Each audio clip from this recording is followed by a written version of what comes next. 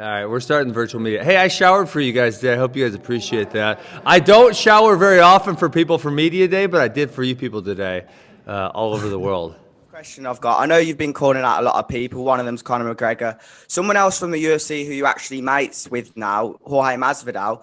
You never know the way the fight world works at the moment. He could be potentially stepping into a boxing world, ring in a couple of years.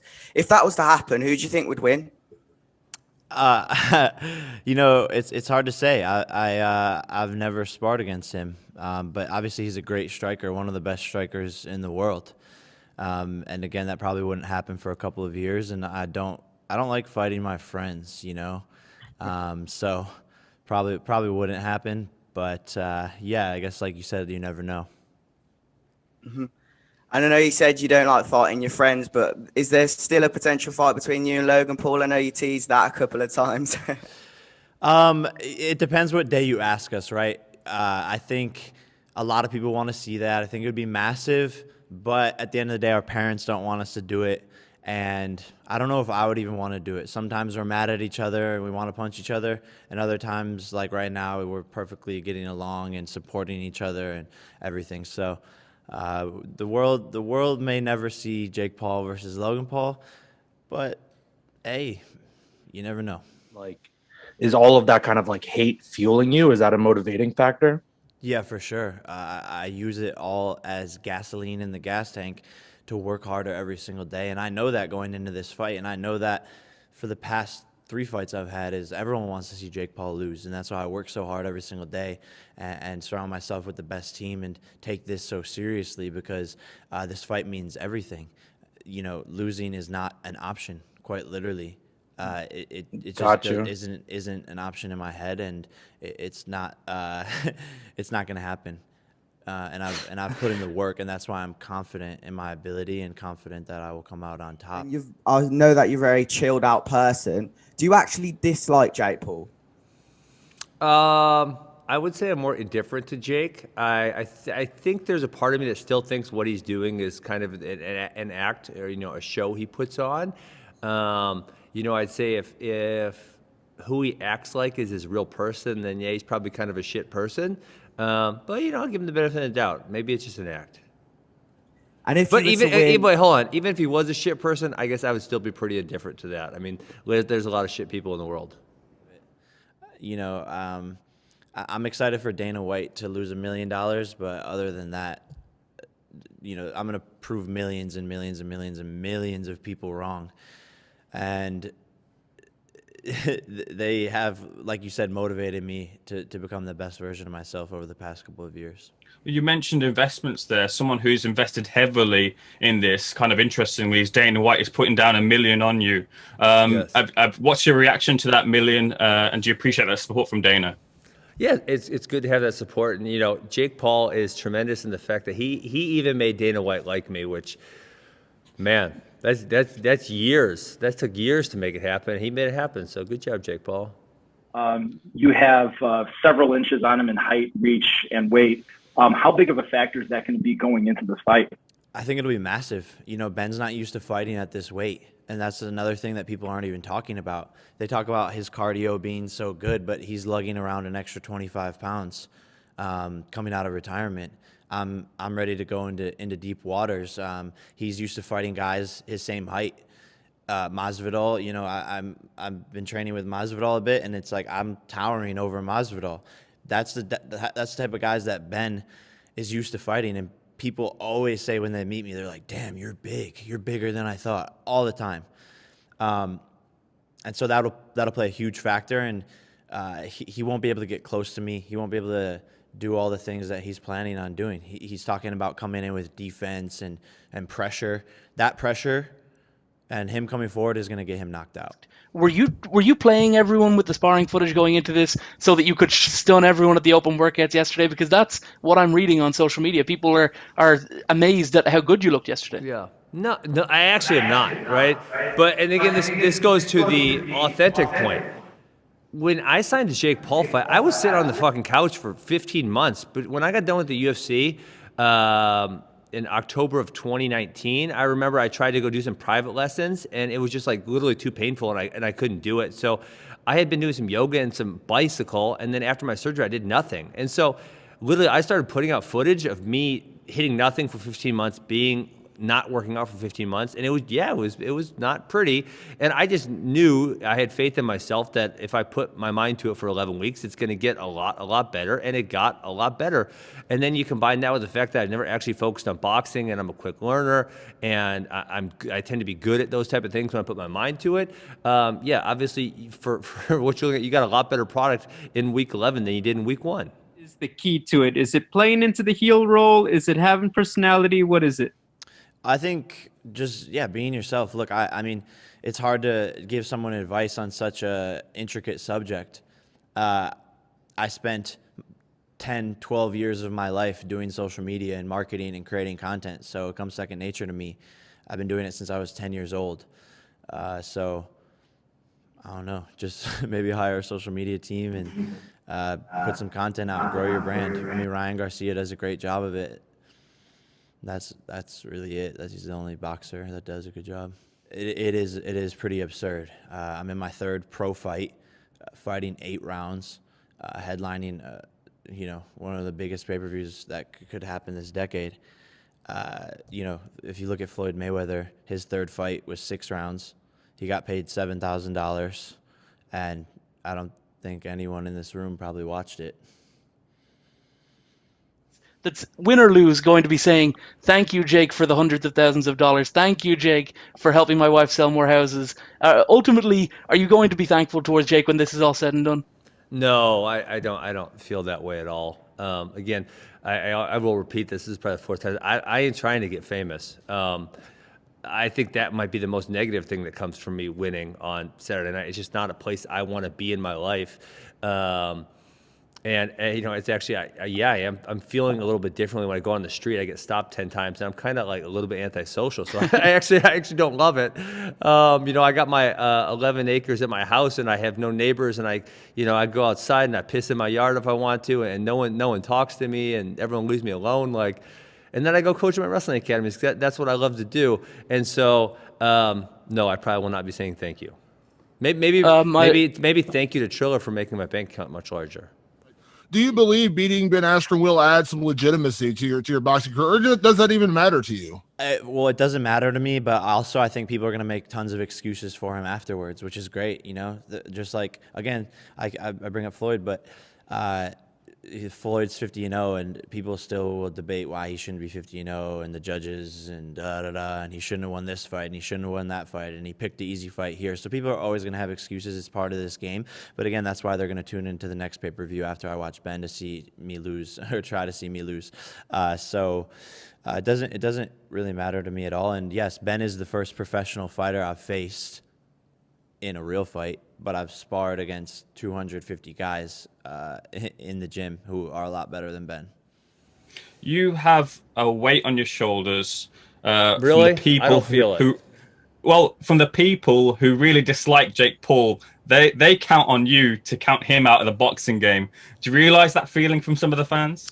Yeah, I mean, I honestly think most fans are more invested in the result of this bout than I am. I mean, for me, I think actually the biggest negative comes from winning, because if I beat Jake Paul's ass, I'm going to be like world famous, and I ain't really trying to be world famous.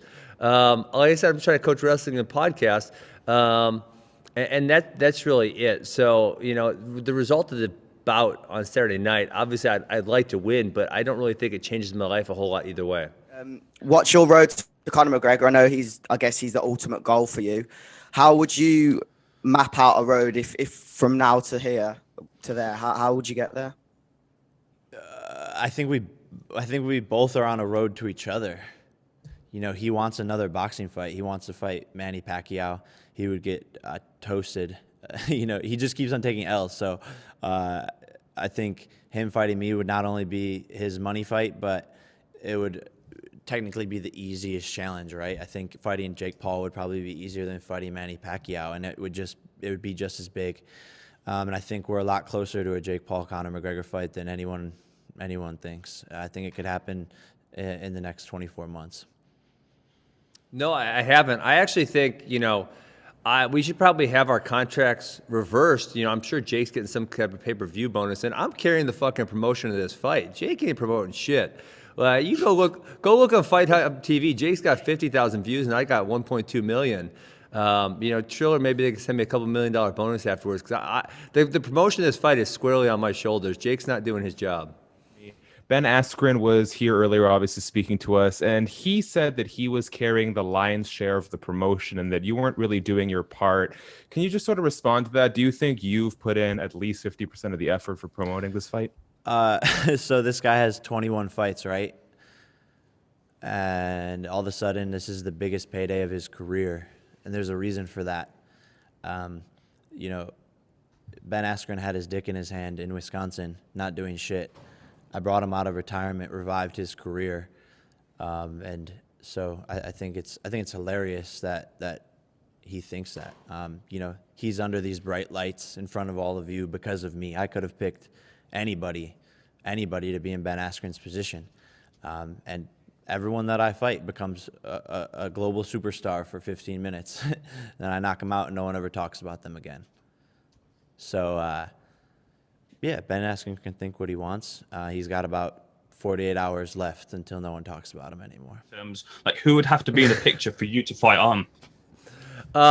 Yeah, I don't really intend to box after Saturday night, but no, it's not a who question. It's a how much question. Is Triller going to recognize that I'm going to sell him 1 million pay-per-views and cut me, a Conor McGregor type check for the next one? Because if they do, then I would consider doing it again. And if they don't, I love coaching wrestling and podcasting. That's kind of my passion in life. I'll probably just go and do that. Well, a Conor McGregor check would include Conor McGregor, right? I can't imagine the UFC. Well, Conor's a significantly better boxer than myself, and obviously Jake Paul as well. I would love to fight Conor McGregor in mixed martial arts, but again, I'm going to be retired, and I just don't really see all that happening. I'm just saying, you asked me how I would do this again, and how I would do this again is if they give me a very large amount of money. Yourself and your brother's relationship, obviously the public are always going to conflate you two. We saw him on The Masked Singer. They thought that he was going to be you. But, it seems like he's back in the mainstream after a few years, in the wilderness. And you are paving this path in boxing. Maybe he's going to fight Floyd, maybe not. It seems like your relationship with him is as nicely separate now as it probably has ever been. Is that a fair assessment? I think we're yin and yang, and I think while we're both individuals at the same time, we're on the same team. So it's this really weird parallel, and I think it's the rise of the Pauls 2.0. I mean, who's doing it?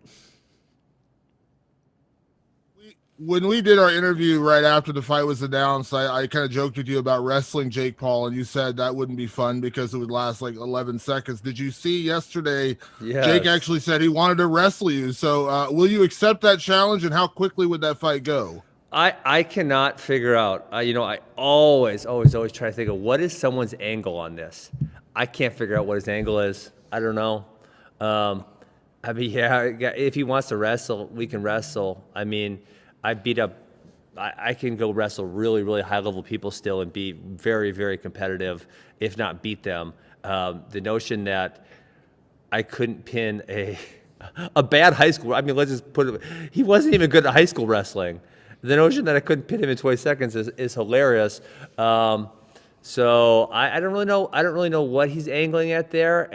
But the one thing it does makes me think, which I've kind of always thought, and this I guess would be further proof that he realizes he doesn't have a future in boxing, because if your goal was to be a great boxer, you're not going to take a couple months off to wrestle somebody. And I just think back to my time, and I'm a world-class athlete, and he's Jake Paul. I remember my time in 2010, I tried to both wrestle and do mixed martial arts as in the Bellator tournament, and it sucked, and I was not optimal in either one because I was splitting my time. So, I don't understand the angle there. I saw one of your videos. You had a visit to the doctors who talked about the damage that you've received already. Are you worried about, as you take more risks, the effects you've experienced and what could come?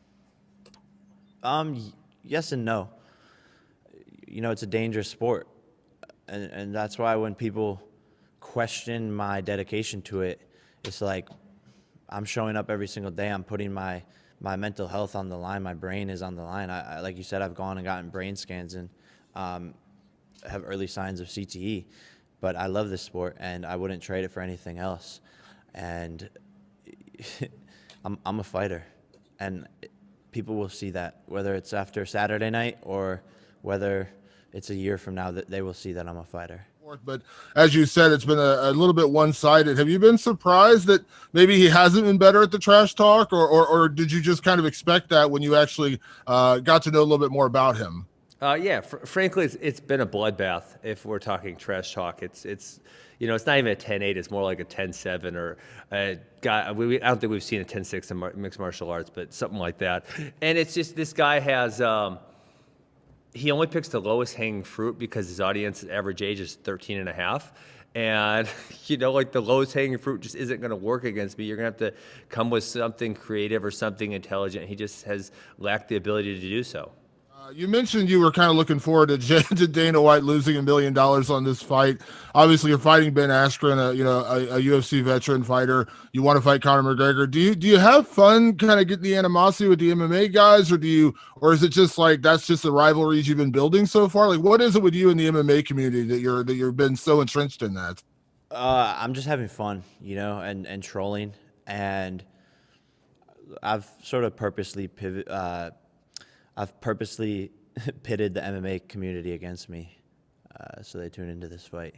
Ta-da! It worked.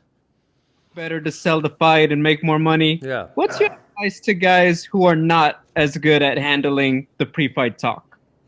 So I don't want to say necessarily the trash talk, but you have to have a personality, right? There has to be something that people are interested in order to tune into your fight. The fight is just not enough, or in a few cases it is, right? But the majority of the time it's not. So create some type of personality for yourself, and then I would say on the second side is like I grew up. Muhammad Ali was my favorite athlete, and so he used psychological warfare to his advantage. And I can tell you unequivocally, whether it was my wrestling career or my mixed martial arts career, is that when the other guy's really angry or emotional, it's so beneficial. I mean, it really, really helps a lot. And actually, I kind of told someone the other night, and they pointed out, which is an obvious point, is Jose Aldo versus Conor McGregor. Like, Conor was so far under his skin, and that was the reason the fight was so easy for him, is he made Jose mad. So not only would it be beneficial from a promotional standpoint, but it's actually beneficial from a competition standpoint. And so, go get started figuring it out. Is that, we talk about your future fights, you mentioned Conor. I mean, obviously that would be massive, but is Conor the only guy? I mean, I think you mentioned somewhere that if Dustin Poirier beats him, you'd also be interested in that fight. Yeah, Conor's the big name, right? He's an A-list celebrity, and there's very few fighters who are A-list celebrities. So, we'll see what happens. I hope he wins against Dustin, I guess, so that the fight becomes more exciting. Would you prefer to win on Saturday night and have a lot of praise from people who dislike Jake Paul, or would you prefer that win over Jorge Masvidal? That's good. Well, I would pick, obviously, if I could rewind history, to beat Masvidal, because if I beat Masvidal, I was fighting for the UFC title, and that was pretty much the only belt in mixed martial arts that I didn't win. So I would obviously reverse that. Mm-hmm. All right, thank you. Cheers. Mm-hmm. All right, thanks very much. Next, I have Theo Saloon. Theo. Hey, how's it going? What's up? First things first. Appreciate you for showering. I know we can't smell you, but you look clean, and that's nice. Well, actually, you know what? I don't wear deodorant, and I don't have body odor. So, even though my hair might be messy, you will never ever smell me because body odor doesn't exist on me. All right, that's good to I'm know not lying. for the future. That's true. You can ask my wife. I'll have to. Well, yes, my audience is growing, and I've already commented that I'm carrying the promotion of this fight, and Jake Paul's not doing his job. But I don't want to be famous. Yeah, my audience is growing like crazy, and the numbers are, like you said, Food Truck Diaries. I think someone showed me it's the second most watched Food Truck Diaries ever. I'm already really high up on the Logan Paul podcast for being, one of the most watched ever, and it's been 1 week. You know what I think? I think it all points to, and I don't want to be famous, but it points to the fact that there's so many not authentic people in the world, and when someone's just real with them, when someone just really says how he feels from the bottom of his heart, people appreciate that. And I think that's kind of the biggest thing that's coming through is, people thought maybe it was bravado or something. No, I'm just being me, and I've been me for the last 20 years. And we don't see a lot of real people in the world, and the authenticity people appreciate. So I actually think betting on this fight is very risky, which, hey, some people love risk. And I think a lot of people just want to say, I bet on this fight because they want to have an opinion one way or the other. But compared to, like, for me, just as a gambler, the fights that I want to bet on are the ones where I'm like, dude, I've seen these dudes fight 20 times. I know exactly what they're going to do. I understand both their strengths and both their weaknesses, and I understand how they fit together, right? When I look at MMA fights that I don't actually gamble that much anymore. I used to gamble quite a bit, and I would win quite a bit. But this one, there's so many unknowns. There's literally so many unknowns. So if you're gambling, you just love to gamble, which, hey, gambling makes everything more fun, so why not? It sounds like it might be Eddie Alvarez who'll be the next MMA star jumping over to box somebody for Triller. I was just wondering, what are your thoughts on Eddie possibly getting in there to box Oscar De La Hoya in June? Well, I love Eddie because he's a Bitcoiner, and I felt bad about his last fight because I didn't agree with the referee's call at all. But I actually heard it's going to be Tyron Woodley. That's what I heard. I mean, what advice do you have for him? Obviously, you guys have been really close. Yeah. What is your advice? Tyron's a much better boxer than myself. I don't got any damn advice for him. You don't try to give advice to someone that you're worse than. You'd say that you don't like being famous and everything. Can I ask why? Because I think a lot of people would say, Ben Askren, you're kind of pretty good at being in the public eye. Oh God, that's what my wife says too. She says, like, I know you don't want this, but you seem to thrive in that environment. And to me, it feels like a wrestling locker room where you guys, everyone's just kind of talking shit, and you roll off your back, or some guy gets bothered, so then you keep antagonizing him.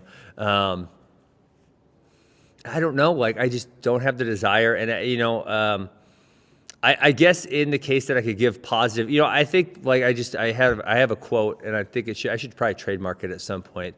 But don't tie your ego to your outcome. And I said that on the Steve-O podcast, and a handful of people have commented. I've seen that said something like, "Hey, that really affected the way I think about things." And so, hey, if I could affect people in a positive way like that, I would love it. But I think I'm borderline autistic, actually, and I have very specified interests, and I can't stand talking to people about things that don't really matter to me. And I know it's really bad. My wife gets upset with me about it, and she probably should, right? It's fair. And so when people want to come up and talk to me about stuff, it's just like, I don't want to talk. I want to think about what I want to think about, or I want to go coach wrestling. I want to do what I want to do, and I don't want to talk to strangers. I know I sound like a total asshole when I say that, but I'm telling you my feelings. I don't want to do that. I want to be able to go to the restaurant and sit down and eat and not have anyone come take a picture and listen. So, I know I sound like an asshole, but I'm telling you my feelings, and that's how it is. Like yourself, who are coming up, should take lessons from Jake to get to where he is right now. What was the word you said? Heel hoss? The heel hustle. Heel hustle. I never heard that exact terminology. No, I get what you're saying. No, I said earlier, I think it's really important for fighters to understand that the social media and the trash talk and the personality, it's very, very important to progressing your career. And really, when you think about it, I was talking to someone, a baseball player yesterday. It's like, I said, this guy doesn't have a big social media following. It's like, well, it doesn't matter. If his batting average is good and he hits some home runs, he's going to get paid a whole bunch of money. And that's true with other sports. In MMA and boxing and whatever the fuck we're doing this weekend, celebrity fighting, it's just not true. It's like, literally, if you could bring a bunch of eyeballs, they're going to pay you a bunch of money. And if you don't understand that, you're a moron, and someone should hit you in the head with a tack hammer. From the first time we did anything, no one likes the guy. I was blown away. Like, I'd never seen, not even as many people hate Colby Covington. Like, I have literally never seen anything like it. So listen, I fully intend to box on Saturday night, but Jake Paul is telling lies when he says my purse will be deducted for me doing a non-boxing move. That's just not true. He made it up, and I would just appreciate all you guys write that he's telling lies. Peace.